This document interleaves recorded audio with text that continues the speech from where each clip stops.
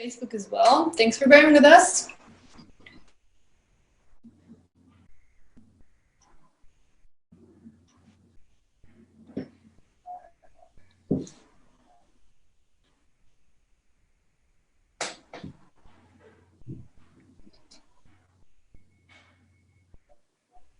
Amazing, we're live. Oh my God, great. Okay, Roy, welcome. This is AAFFia webinar series number 2. Thanks so much for agreeing to do this. No problem at all. Yeah, it's amazing. We're trying to get through this pandemic together, and we're trying to keep the animation community engaged, right? And it's so great to hear from, you know, speakers like you and like Joshua the other day, and like get all of these questions that everybody have going, and maybe give you the chance to kind of like talk about your career. How has it been for you? I'm sure everybody's kind of you know, curious, and how you came up with all of these amazing characters and the comic books, and what the journey was through to animation. And right. I'm just going to record this as well on my computer. Great. So why don't you start with the beginnings? How was the beginnings like for you? What got you into comic book first, right? How did YouNeek Studios start? So I'm trying to decide how to bounce in between the two cameras. So I'm going to be shifting my focus between both of them. For me, I was born and raised in Lagos, Nigeria, and growing up, for me, animation was my first love. I grew up watching cartoons like Ninja Turtles, Transformers, superhero cartoons like Batman, Superman, Iron Man, and it was love at first sight for me. And I always felt I felt like there was an opportunity to tell these type of superhero and fantastical stories from an African perspective, and tell stories that were inspired by African history, culture, and mythology, but for a global audience, not neglecting anyone from around the world. And for me, from a very young age, it just seemed like it was weird not to have those types of stories. So fast forward, you know, when I moved to the United States in 2002, that's sort of when this whole superhero movie genre thing started to blow up with, you know, movies like Spider-Man, the Batman from director Christopher Nolan, the X-Men movies. And for me, I felt like it was time to not only think about, what would it look like if we created superheroes inspired by African history, culture, and mythology, but I'll actually do something about it. So I tried to, you know, get my first animated film done sometime in 2012, I believe. I raised a little bit of money. I did a pilot and I pitched it around, and just literally no one would fund it. Oh, wow. So what was it about? So it was actually based on my first comic. Let me see if I can show you guys. EXO, The Legend of Wally Williams, this book. This was, that was the first story that I put out in you know, as animation, as a pilot, and I was pitching it around to everyone. Again, this is 2012, before Black Panther and Wakanda Forever, and before these the global excitement about what you know, characters from Africa and African stories, you know, could be like. So there wasn't a lot of interest. So I decided that it would be much more cost effective to, you know, go into you know, transition into the comic book industry, because that I could fund on my own and create the stories the way I wanted to. And yeah, that's how I started YouNeek Studios. You know, we started off with a Kickstarter for, you know, like I said, the first book, EXO, Legend of Wally Williams. We tried to raise $3,500. We ended up raising $10,000, and the first book was featured on CNN, BBC, the Washington Post, the New York Times. So it was then that I really knew that, okay, this is something that can be done. So I decided to double down on that and create more comic books and find a way to build my own fan base, and then transition back to animation when I felt like, okay, I had done enough in terms of proving myself as a storyteller. Amazing, amazing. And you've come so far already. I mean, Malika, the first pilot, and super congratulations. Let's talk a little bit about the beginnings, and like, what was it for you to, to get into the comic book world? Did you know a Mhm. lot about it? Were you self-taught? Did you, I don't know, how was the art space? How did you embrace it? What was it that you had Right. to do to get that started? Yeah, so I knew nothing about comics. As a matter of fact, I can't draw to save my life. If my life depended on it and I was asked to draw something, I'd probably be dead. But I've always felt like we are in a time now where there's a lot of information out there. There's a lot of information online. There's a lot of information. There's experts out there, and especially with the age of social media now, I felt like there was a way for me to figure out, okay, this is something that I want to do. How do I go about doing it? But for me, it was even more important to figure out, like, how do I run a successful business, not just a comic book business or an animation production business. Like, how do I actually run a successful business? And for me, it started with trying to build those pillars first in terms of, okay, what is, how do I, figure out accounting, how do I raise money? How do I make sure that I market these products in the right way? How do I promote them? How do I do PR and all this? So I would say about the first 3 to 6 months just trying to learn fundamentals of business first before I even ventured into learning, okay, how do I get into the comic book space?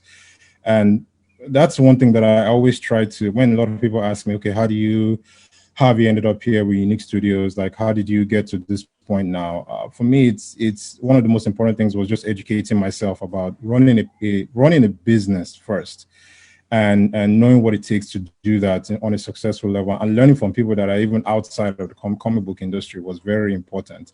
In terms of the actual getting into the comic book industry, I knew that Africa, and Nigeria to be specific, was already buzzing with a lot of different people that were doing exciting things. One of them was, Ayodele Elegba, who is the organizer of the Lagos Comic Con. I think, the eighth one is what we had last year. Correct me if I'm wrong, I can't remember, eighth or ninth.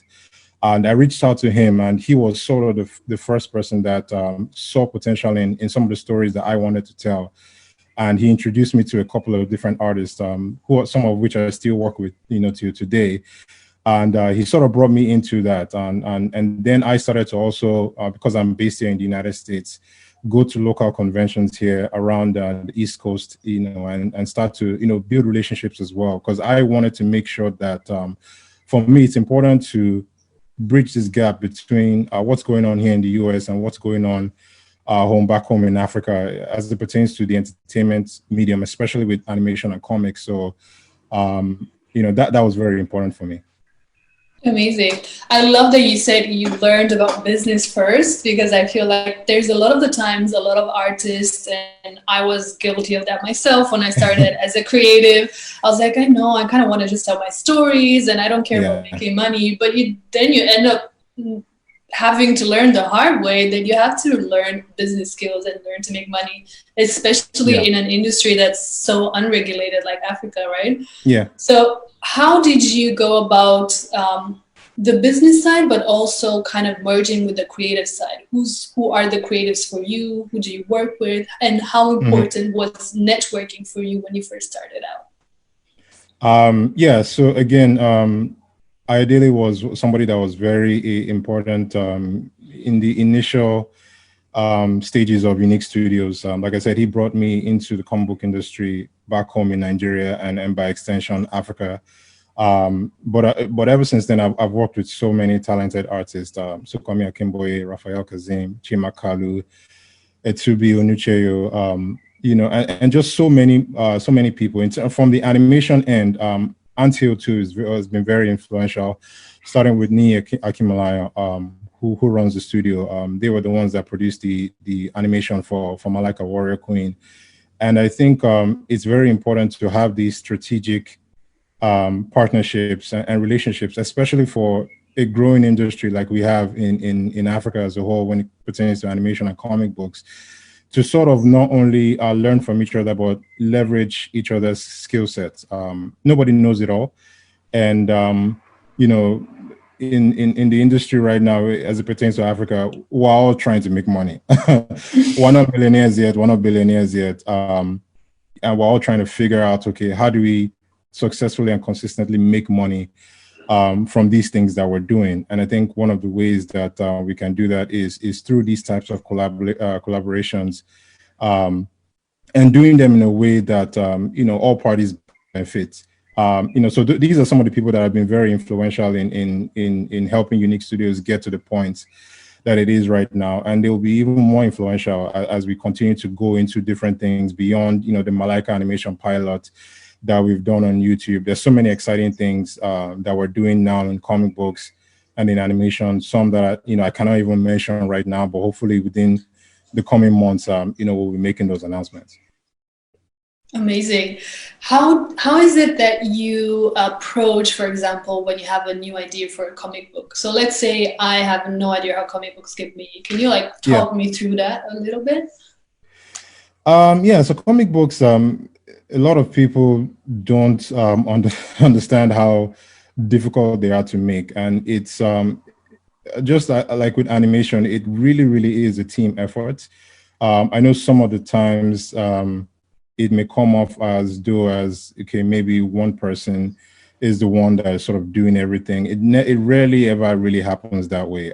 So obviously it starts with the story, and as with any sort of storytelling, whether that's animation, live action, TV series, you have to start off with a good story, great characters, and a world that people want to immerse themselves in. So that's usually where it starts. Like, okay, having a great idea, and then you need people to help you execute it. So that starts with the writer, and then inkers, pencilers, who sort of are the ones that start to do the drawings and the line drawings, and then inkers who sort of bring those line drawings to life. Sometimes the penciler and the inker are the same person most of the time. And then you have the colorist, then you have the letterer, and then you have the person that does pre-press, that sort of brings everything together into one file, and then you send it off to your printer. That's sort of a crash course. There's a lot of intricacies and nuances that go into making a comic, especially as it pertains to actually working with artists and giving feedback, the right way to give feedback, how to properly collaborate, and not just as a creator or writer say, well, this is what I want to do and this is the way it has to go. Some of the best things that have happened in our own comic books have come from ideas from the artists who came back to me and said, well, how about we do it this way? And I'm like, well, this sounds much better, so let's go ahead and do that. So collaboration is very key as well. What's the time span, for example, from idea to print of a comic book?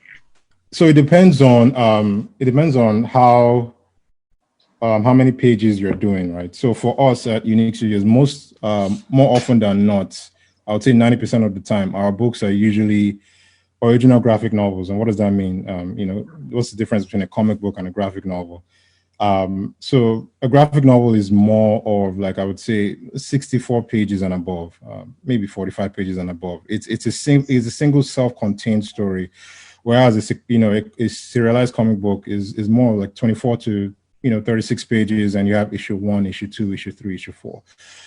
So let's approach it from what we usually do, which is the graphic novel, which is, for us, we usually average around 140 pages. From conception to completion, it takes about a year to produce. It's a very, very long and tedious process.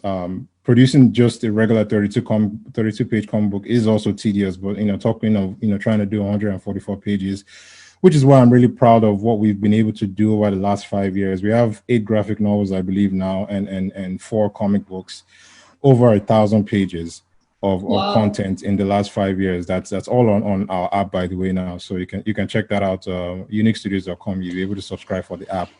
But yeah, to answer your question, I would say about 9 months to a year, easily. Wow. I didn't expect it to be that long, to be honest. I'm not sure, like, what. Yeah, we got comments. Wow, your production. Yeah, I know, right? Yeah. It's like it's crazy. It's just the same amount like producing a movie. Yeah. Wow, congratulations. Yeah. Let's talk about stories and the stories that you told in the graphic novels, and what makes a story appealing to you. What are you looking for in a story? And is it usually, are you the writer, or are you working with other writers as well? How does that process work for you? So for me, personally, my and by extension, YouNeek Studios' mission and vision is to, produce stories that are inspired by African, history, culture, and mythology. So for me, it always starts with something that's rooted in on the continent. That's usually where everything comes from. And for us, we tell stories in different time periods. So 14th century, 5000 BC, futuristic 2025. So it's all over the place in terms of time period, but at its core, it has to be inspired by either the culture, the history, or the mythology. That's where it starts. And the next thing for me is the character. Like what motivates the character, and is it something that's relatable, and is it something that's believable? When you do a lot of these superhero and fantastical stories, they're larger than life, right? And it's very easy for these characters to very quickly become unrelatable to people. Like, I mean, for instance, EXOs, has a super suit and is flying around Lagos in 2025 and is fighting robots. I can't do that, at least not right now.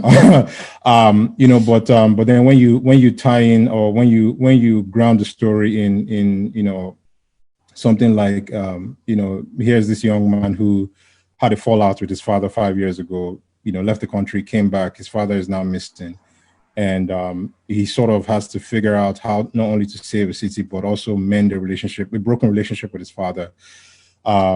Then you start to humanize these characters, and then you start to make them more relatable. And the superhero construct itself doesn't necessarily only now become about explosions and just high flying action, which is great. Like, there's a lot of that in our story, but it has to really grounded in something that's true and relatable to everyday people as well.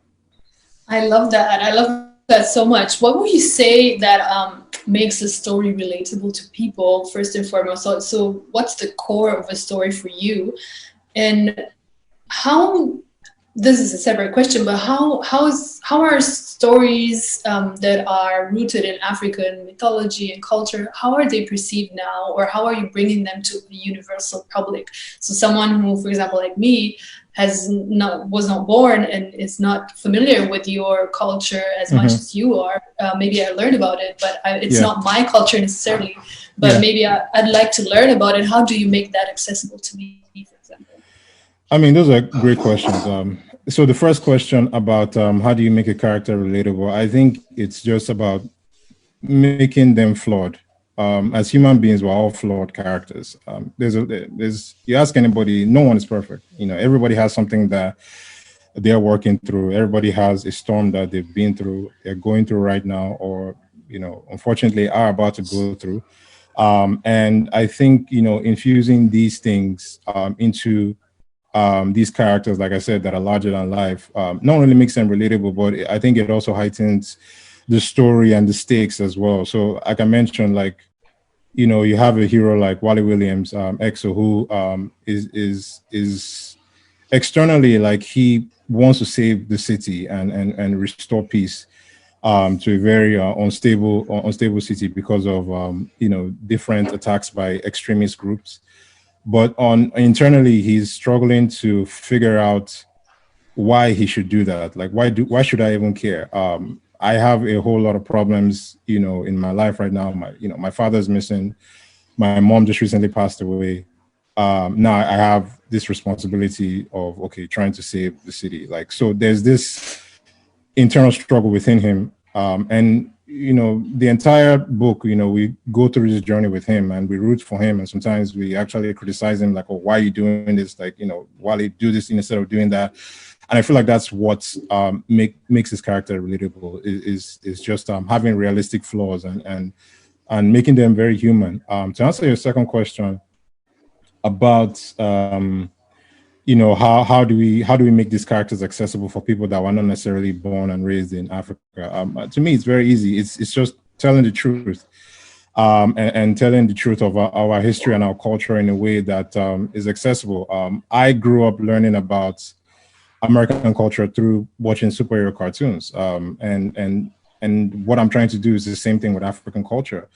And I think even for us as Africans, it's very important because it's not looking at going online and trying to find historical records and things like they're not very easy for us to get access to, at least not right now. And I feel like entertainment is a very powerful vehicle to be able to not only entertain people, but educate them about African history, where we're coming from, where we want to go, where we're hopefully trying to go, and what it truly feels like to live in some, and not just say Africa as a whole, to live in Nigeria or South Africa or Ghana, Cameroon, and what that feels like, what the culture feels like, what the people, how the people talk, how they interact with each other, what they wear, like the kind of food they eat. These are things that are very easily, and they don't necessarily even have to be tied to the core of your story.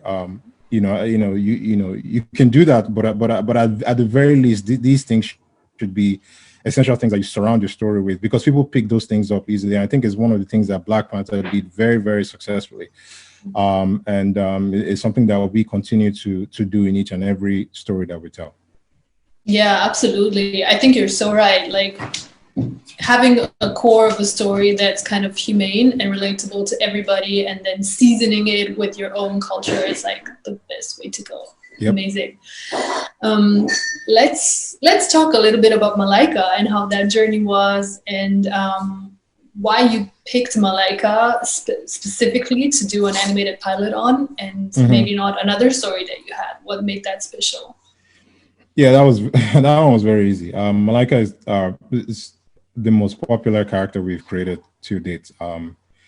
And it's the one that we're really, really known for. It's the one that has the biggest fan base. And it's also, I think, very timely to have an African female protagonist in a fantastical world. And not only that, but even in the 15th century, like seeing an African queen, a warrior, actually rule an empire and see the effects of that. And to be able to, one of the things that happened to me recently was someone was telling me that they went to a comic book store and they pointed at the Malika book comic, and this guy's daughter, who he was trying to get into comics, said, "Daddy, this is the one I want." And he was like, "Why?" It was like, "Because she looks like me." And oh my God, that's so good. Yeah, it's a very it's something that just shows you why the importance of things like this. And I felt like doing that in a time like this, it was very, very important. I've been surrounded by very, very strong women my entire life. My mom, my sisters, and obviously now my wife, who is probably watching right now. Yeah, and I feel like I feel like it was just about time to really put that type of character out there, and in a way that was just very, very uplifting, and something that people can really root for. Yeah, someone just said beautiful. That's the power of inspiration. Absolutely, right? Like really, you need to inspire people, and it's just going to become a snowball effect. Amazing. Yeah. What's the character based on? Is it like a mythological character that you base the story on, or what's Malika, the character, based on? So Malika is actually inspired by a real African queen who existed in the 15th century, Queen Amina of Zazzau.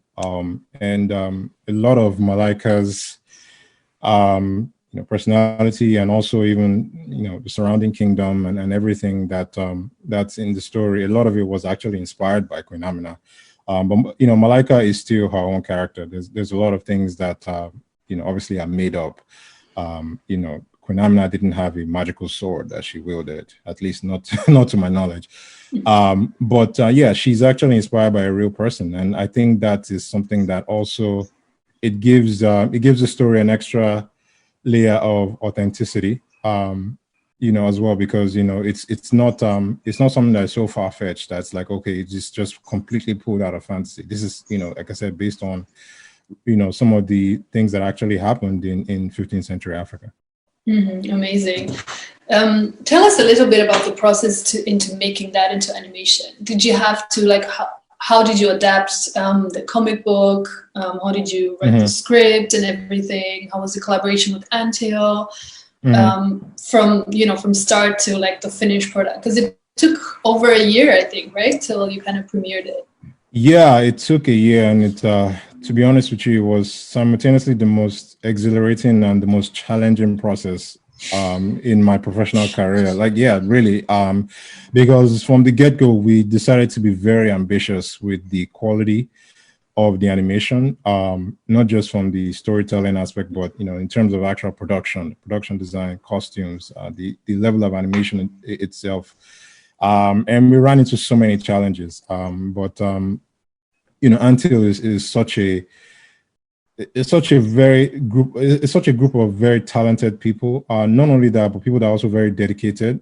Because I feel like a lot of other people could have had genuine reasons to say, okay, let's not aim for the quality that we initially started out with. Let's try and reduce the quality just so we can finish.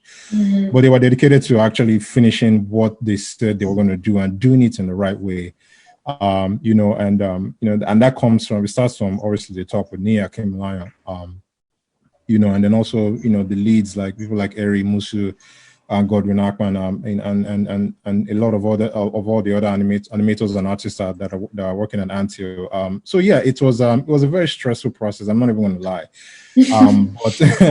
but it has been very rewarding. Obviously, it's the views on YouTube now, I think there are about 500,000 views, like 5,000 comments on there, most of which is people asking where's part two. And just to clarify that, like, I know that everybody has been asking for that, and trust me, we're working hard. It just takes a lot of time I know we want to do this the right way. Like, we don't want to come out with something that is less quality than what we initially did. So that it takes a lot of time to raise the amount of, we're talking about millions of dollars here, in order for us to do it the right way. We just don't want to just do something, okay, let's just get something out there. Of course. But rest assured, I'm telling you, like, people are finally responding to us, the right people, the right investors, the right producers. Amazing. Are just not there yet. It just takes time. And I guarantee you, I promise you, we are going to come out with more Malika animation. Yes, amazing. I'm sorry that I cannot say more right now. I will announce a lot more in the future. But rest assured, we're working on it. This isn't something that we've forgotten. This is still a top priority for us. And we'll be making some announcements within the coming months as to where we're going with that. Amazing. I want us to take a few questions from the viewers right now, Okay. just so we have like a few. So guys, please send us your questions on Instagram Live or on Facebook. I'm gonna get with one question. Ibra had a question on Facebook. How do you deal with the lack of human resources in the animation industry? I feel like that ties into what we were talking about. Yeah, that's a tough one, because there's I don't necessarily actually think there's a lack of human resource. I just think there's a lack of funding. Because right now there are talented animators around the continent of Africa, and also even in the diaspora as well. Let's not forget that. I just think the issue is funding and actually paying these people to do the work. And that's another thing. Like, don't reach out to artists and ask them, to do work for free exposure. It's just not, it's not right. So I don't, unless you want to expand on your question, in terms of the human resource, I don't necessarily think that there's a shortage of human resource. Is it as much as it is, in the US or Europe? Of course not. It's a growing industry. But I think if you have, adequate funds, you can put together a team of animators, just like I did, to produce some high quality content. Getting to what you were saying, that there's a lack of financing, how do you see that playing out? Because in my opinion, there's also kind of a lack of proper distribution and distribution channels, and obviously that ties in with the lack of financing, because no investor is going to put their money in if they don't know if they're going to get it back. So what's your take on that? My take has always been, from the beginning, is trying to create these stories that are authentic to Africa, but with global appeal. If you have Amazing. content that has global appeal, you can do it without selling out. I think we've been able to do that successfully. Is to have that balance by creating these characters that are very authentic to the culture, but they don't exclude a global audience. And I think if we can do that, there are all these streaming platforms now that are looking for content. And even with unfortunately with everything that's going on with coronavirus, a lot of people are binging a lot of stuff right now. And I feel like, as we come out of this pandemic, there's going to be a shortage of content because everyone's going to have watched everything. So I know. My advice to people is not like, this is the time to start working on your scripts, developing things that on your, like, you don't necessarily need millions of dollars to start, in your own way, developing your own idea, whether that's writing a script or creating an idea or partnering with an artist or paying an artist to do concept art and character designs or pitch or coming up with a pitch book or things like that.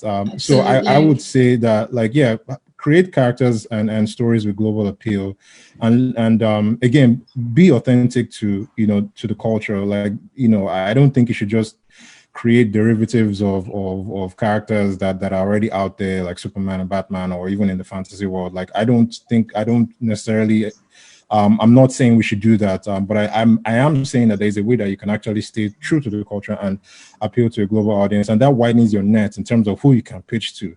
And Netflix just recently, there's a Netflix, Nigeria now. I know it's just for live action films, but who knows? Maybe they're going to start looking at stuff for animation as well. The important thing is just to be ready, and I'm telling you, people are looking at Africa now. And absolutely, their eyes are on there.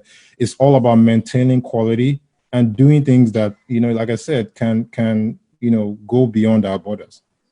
Absolutely. And you don't even have to come up with a finished production, right? You can come up with a story, an amazing story, and get that and, partner with other studios from the outside and get it produced. Yeah, that's awesome advice.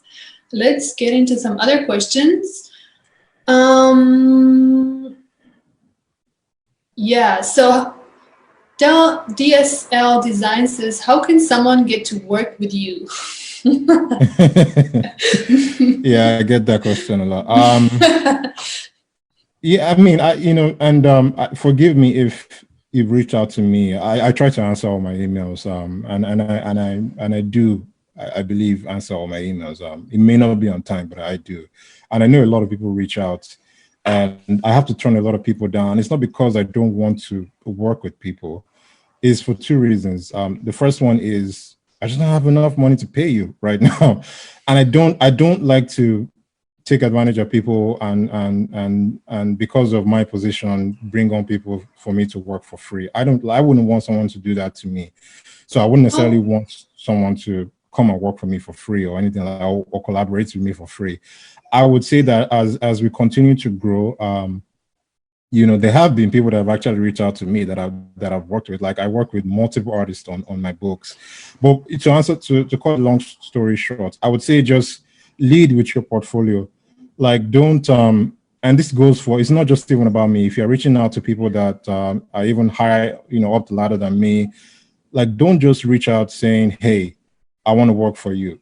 I mean, no one's really, like, you have to lead with, okay, this is what I can bring to the table, and here is my proof, basically, or my portfolio. So for instance, now and I do this too, like, I reach out to people and I'm like, I'm also looking to reach out to, production companies. I reach out to, streaming companies, and I'm like, hey, this is my stuff. Like, I just don't reach out to them and say, I want to, oh, this is good, you should put it on. I actually provide them with evidence that shows them that, look, this is something, I'm bringing something to the table, and you are going to be better off if you bring me on board. Now, it doesn't work all the time, but I would say lead with your best strengths and actually, describe how you're going to bring value and actually show proof. If that's your portfolio or something you've done before, lead with that.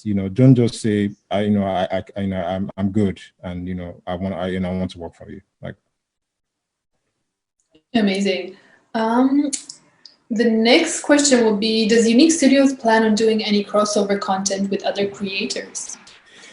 That's a good question. That is something that I've thought about. Actually, even come close to doing that with a couple of friends in the industry, both here and here in the US and also back home in Nigeria. I would say that for now there is nothing in the works, but it's not something that I would rule out.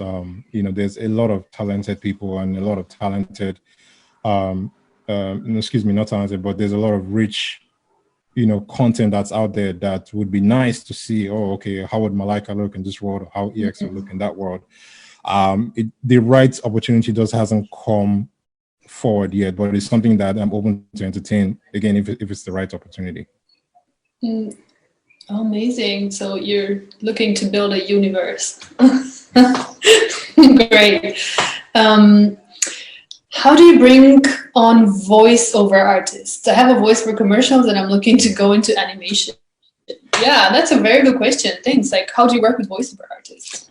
I would say the easiest way is just send a work sample, because again, just like the way I answered the previous question, if you and again, it's not even just about me, it's whoever it is that you're reaching out to, you have to lead with your portfolio. Like I said, the easiest way would be just to send samples of what it is that you've done.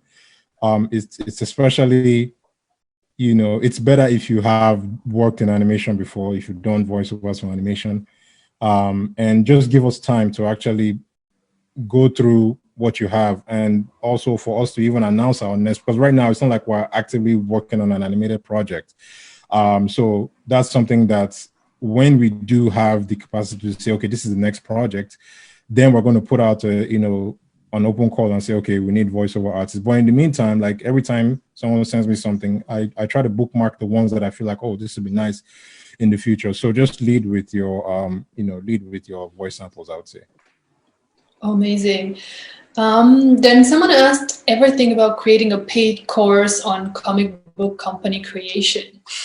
Actually, I have one already. Amazing. See, go sign up. Yeah, so it's part of the YouNeek app that we have. So not only do you get access to all our comic books, like I said, over 1,000 pages of this universe of superheroes from different titles, Malika, EXO, Ianu, Windmaker. But we also have a course called Creative Biz Launch. And I basically put everything that I've learned in the past 10 years of trying to get to this point that I am right now. And I don't hold back on all my secrets. And I try to tell people every time they ask me a question, like literally all you have to, is $2.99 a month. So even if you want to sign up for a month and cancel, which I wouldn't recommend, because I try to put different things on there every month. You can get access to that, and it's something that I try to do to give back is really just be open with people as to exactly what I did to get to this point. So yeah, check out the app, and the course is on there, and I promise you won't regret it. We have a question on Facebook. What's the good thing the industry in Nigeria is doing that is a key resource of encouragement to keep going? Am I understanding the question right? So basically, yeah. What do you think Nigeria has as an asset that encourages the animation and comic book industry to keep going? Yeah, that's easy for me. It's the talent. It's the continuous improvement of not just the talented people that are there right now and working right now, and like I said, also in the diaspora. Let's not forget that, but also the new age of artists that are coming up. And again, with the more we get, like more people coming into the industry, talented people that are improving, the more I feel like. The more books that we can put out, the more stories that we can put out, and just the more we do, the more attention we're going to get. So I think that's one thing. And you're not only seeing it in Nigeria, you're starting to see it in places like Kenya and Ghana, obviously South Africa as well too. But Nigeria specifically is really, really, really like it's really filled with so many talented people. In comics, animation, and even gaming. Let's not even forget that as well too. So I think that's something that is exciting and something to look forward to.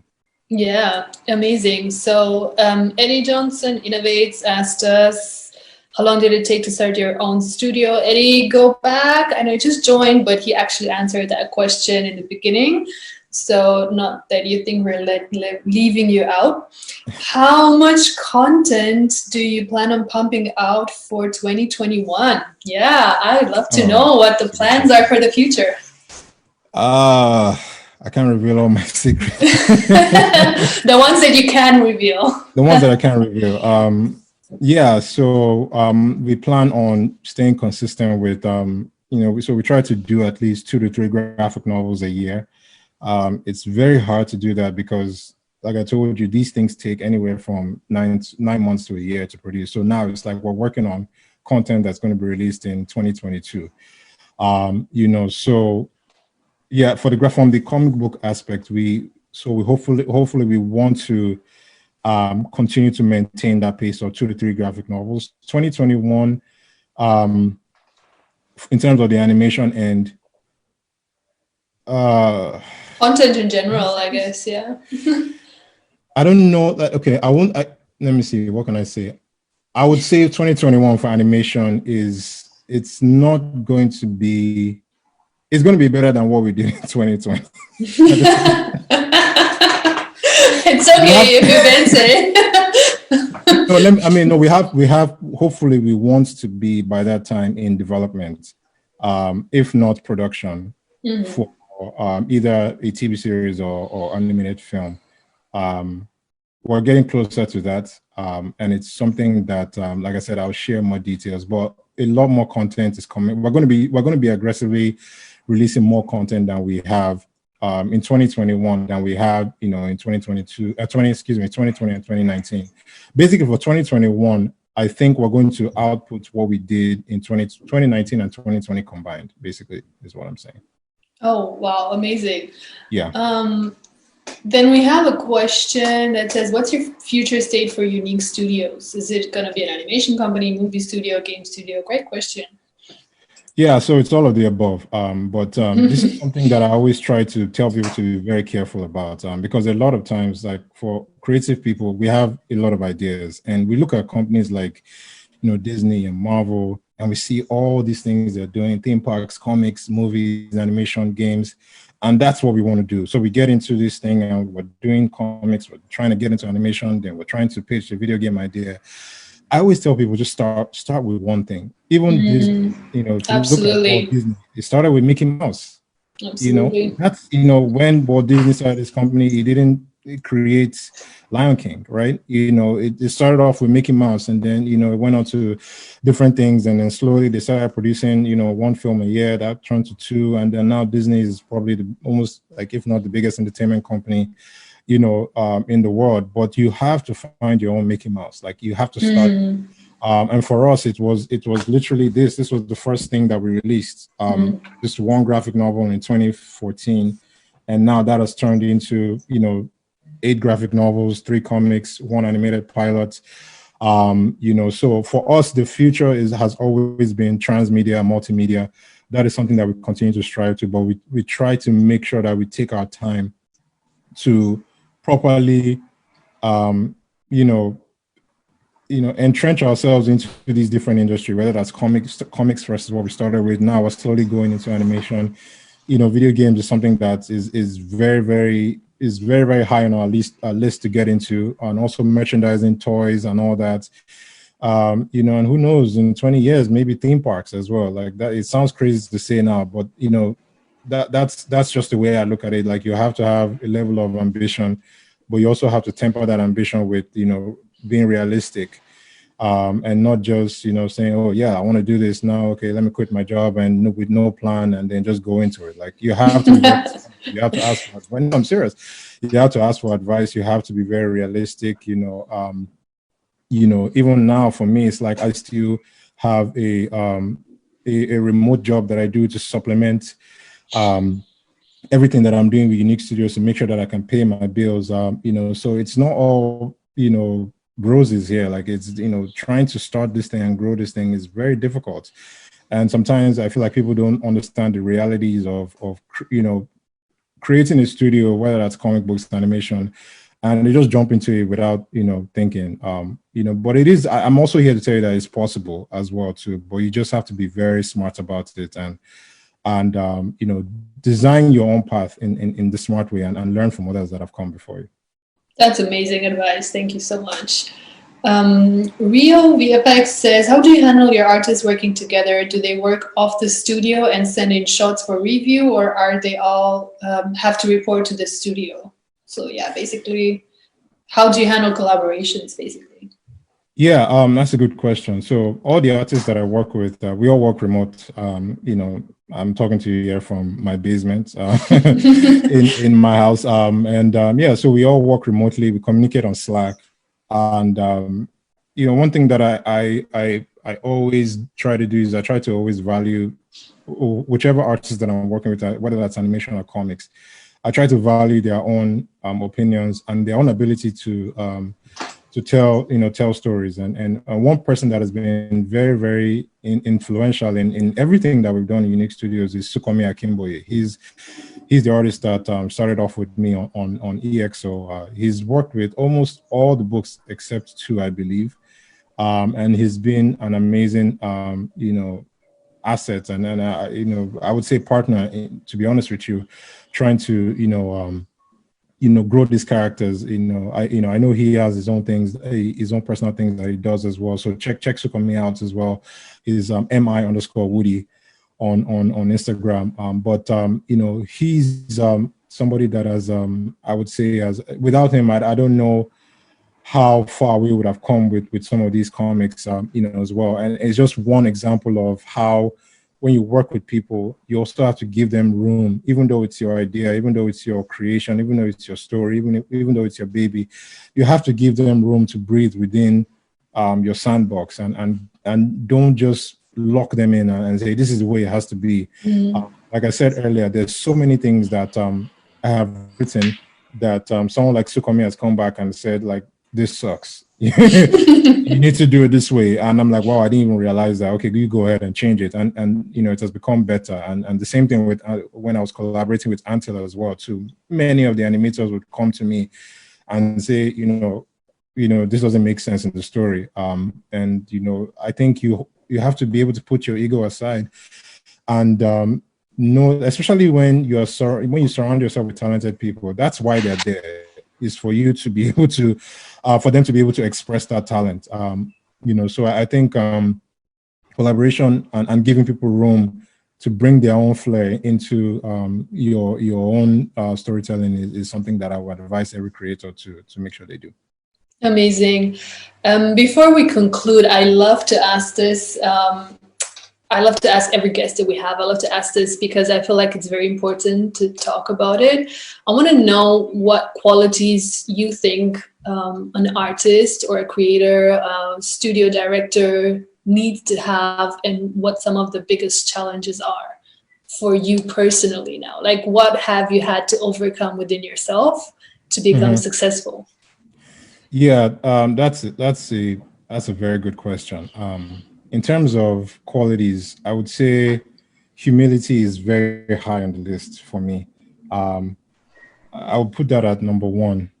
It's just being humble and never feeling like you know everything, and also being able to respect people, even though you may disagree with them. And this goes for people that you collaborate with, and also your colleagues in the industry as well. Try not to pick fights with people. Social media can become a very scary place very quickly. One of the things that I feel is true. It's very true. It's very, very true. One of the things that I feel like has helped me is just trying to stay very even keel and not pick fights with people, even when I've been justified to do so. And then a constant desire to learn is very important as well too. Like, you have to be willing to each and every day add something to your toolkits, and that's something that I try to do. You never know who you can learn from. You don't always learn from people that are ahead of you. As a matter of fact, sometimes you learn more from people that are not necessarily ahead of you, but behind you as well. And one of the fastest ways to learn as well is by teaching other people. So giving back is another thing I would say is a very important characteristics. Like give back to, the community, give back to people that, help you, because I'm not here by my own talents alone. There's been so many people along the way. Like if I started talking, like I can mention literally 50 people right now that I would say that are literally responsible for bringing me to this point that I am right now, YouNeek Studios as well. So being able to help other people, I think it's very important. And for me personally, one thing that I would say I've had to overcome is just the need to have things done very quickly. Patience is extremely important. It's very, very important. Officially, I've been doing this for 5 years. Unofficially, 10 years. I've been, pursuing, trying to get an animated film or animated TV series made, and I'm still not there. And you have to come to terms with that, and you have to know that your own path is different from everyone else, and you cannot forget to enjoy the moments and not always consistently look ahead, because that's a trap I fell into. Is like looking ahead. Oh, I'll be fine when I'll be happy when I have my movie, in theaters or on Netflix. No, be happy now. Like be happy with what you have right now. Your family, your health, your friends. Even the fact that you get to even make comics or animation, like that is it's a huge blessing that not everybody has. So being able to be content and patient is extremely important. Something that I continue to learn every day, and something that I try to advise people, to have is like, just be patient. Like your time will come. If you're if you're diligent at what you do, if you are, someone that, you don't cheat people, you don't try to take shortcuts, you don't look for quick successes or quick cash or things like that. Eventually things will work together for good. Like it'll all work together. And I've seen that happen, with me, like as well too, so set big goals, have big dreams, but don't let those dreams crush you in the moment because you have not reached there yet. Like life is so much more than that. Absolutely. Wow, that's great advice. Like so much wisdom in one man and one sentence. Thank you so much for that. I appreciate that. Do you have any more, last words for your fans and for our followers and for the people watching right now? Someone says you're getting there. Yes, he is. Yeah. Yeah. In terms of last words, I think just extending what I said is no one, it starts with you believing in yourself. If you want to go into any sort of creative endeavor, whether that's, comic books, animation, gaming, publishing, it starts with you believing in yourself. No one can help you believe in yourself. Like it's an internal thing, and it's a decision that you have to make. And there's going to be thousands of roadblocks. People are going to tell you suck. You're going to post things on Instagram and one person is going to like it or 0 people will like it. You're going to pitch to so many people and get rejected, or not even people are not going to answer you. You're going to spend days probably crying like I have. And, all that builds character. So embrace those things, embrace the lows, embrace the failures and learn from them. And know that it's really up to you. And just like I said, be smart. I made so many stupid mistakes when I first started. I signed so many silly deals. Like I said, when you try and do things quickly and try to get results fast, no matter what it is, no, it doesn't have to do with animation or anything like that, just with life in general, you more than likely are going to end up falling down on your face. So if you're going to step into this game of, you're starting your own creative business, you have to be here for the long run. You have to be willing to put in the time and sow those seeds and water them every day. Like, and one last thing I would say too is that if you feel like it's too late, it's never too late. There's a Chinese proverb that says like the best time to plant a tree was 20 years ago, but the next best time is today. So, if there's something that you've been trying to do, there's something that you've been, thinking that, oh, I should do this or I can't do this, and you've just been procrastinating, maybe you should start today.